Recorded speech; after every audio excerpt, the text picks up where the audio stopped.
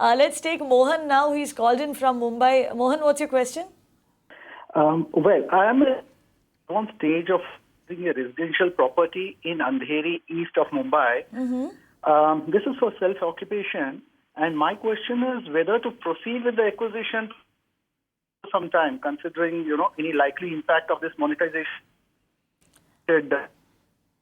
Right. Mohan, the line is a little, there is some problem with the line, but what I gathered from your call is essentially that you're looking to buy property in Andheri East in Mumbai for self-use, and you want to know whether this is the right time. Should you go ahead and close the deal? That's right. Right. Ashutosh? I think it will all come down to how many days or what's the time that he can wait. It's for his self-use, so obviously there is a time limit before which he should move in. So he has to first educate us about that. If he has few weeks or a few months that he can afford, obviously he can look into the resale market, as well as he can negotiate better with the primary market as well.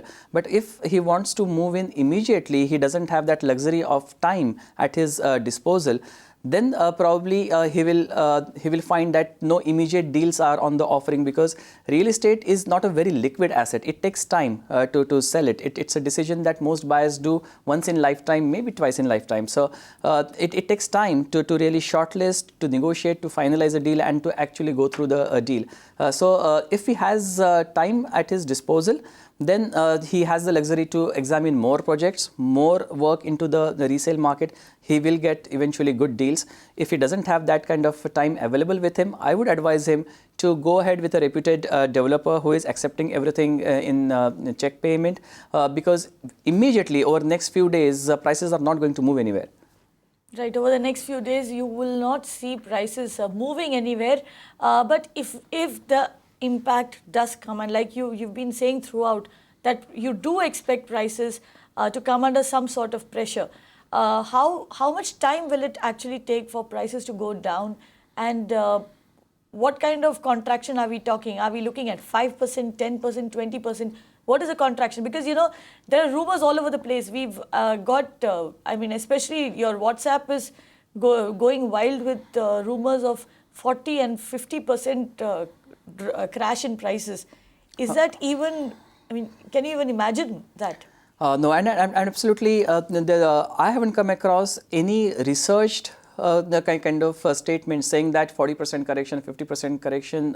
We haven't seen any reasons behind that. It's just the number which is floating around. Let me answer this in a relative term. For example, Delhi NCR. This is a market which has been historically dominated by investors. It is the biggest market by volume. It is the biggest market in secondary market as well. Now there, because of the stress on the primary market, developers were willing to match the secondary market price to retain the buyer. Otherwise, there was a threat, and the threat is still there today, that the buyer would go to the secondary market and buy. So for the primary market to retain its customer, the buyer, developers were willing to match the secondary market price, which was between 15 and 20% lower than the primary market. Now that is one landmark that we already have as a reference. Now if so many people come out to sell in a short time, that 20% can easily fall a lot more. How much, we don't know, but it could be more than 20% for sure. But in other markets, for example Bangalore, where it is largely end user driven, the secondary market is also not as big. The impact may not be there. So I think it depends a lot on how big is the secondary market, how soon that stock comes into the market for offloading, and what is the percentage of primary market which is competing for that sale to happen.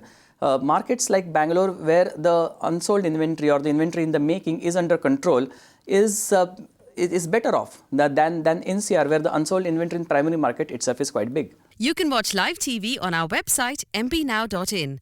Find us on Facebook at facebook.com/magicbricksnow. And don't forget to click the like button. You can also follow us on Twitter at magicbricksnow. To stay updated with all our programming, hit the subscribe button on our YouTube channel by logging on to youtube.com/magicbricksnow.